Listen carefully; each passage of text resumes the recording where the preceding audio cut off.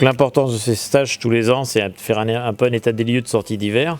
On a envie de revoir les chevaux, comment ils ont récupéré de la saison, comment ils ont passé l'hiver. On les voit à 3 reprises, c'est ce qui s'est passé cette année.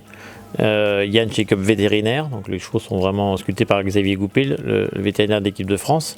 Et puis il y a aussi un check-up du médecin, Eric Favori, qui a aussi regardé les cavaliers. Et puis après il y a les séances de travail.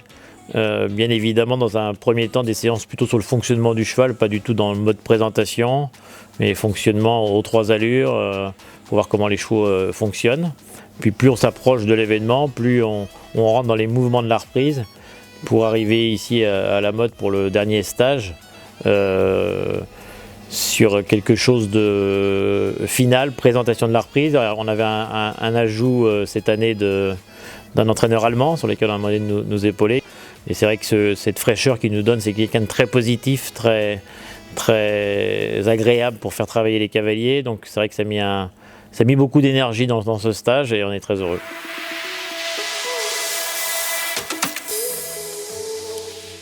Cheval de complet particulièrement, c'est un dressage qui convient, il l'a très bien dit Christopher Hess, a très bien dit, c'est de trouver les chevaux dans un équilibre et dans un dressage qui correspond à ce qu'ensuite ils vont aller faire sur le cross et sur le CSO. Il n'arrêtait pas de dire qu'il fallait que tout le corps du cheval fonctionne, c'était sa priorité.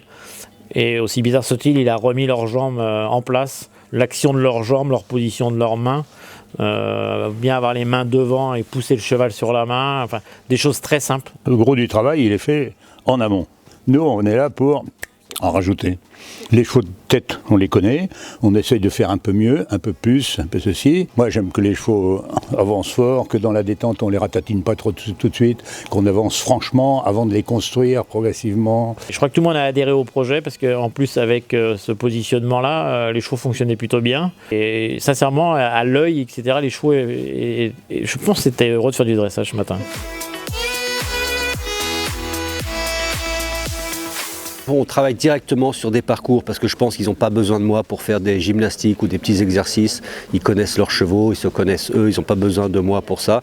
Par contre, je leur mets des parcours assez techniques, des parcours avec de technicité que moi je peux rencontrer dans mes concours à moi, sur des choix de distance et on travaille vraiment là-dessus. Je me suis aperçu que l'année dernière, au championnat du monde, j'avais quand même été surpris par la technicité du parcours et les enchaînements qu'il y avait. Donc j'essaie justement d'arriver à pouvoir les faire progresser un petit peu sur ce genre d'enchaînement. J'essaie de les resserrer un petit peu, mais pas forcément sur des distances courtes, parce qu'évidemment, si on va dans la facilité, on met des distances courtes et à ce moment-là, les cavaliers resserrent tout le temps leurs chevaux.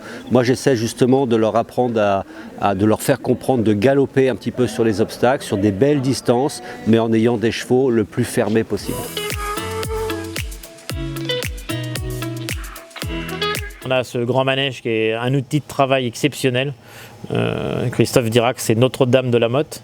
Mais c'est vrai que c'était un outil pour qu'on puisse, quel que soit le climat, pouvoir vraiment travailler dans le confort avec les chevaux.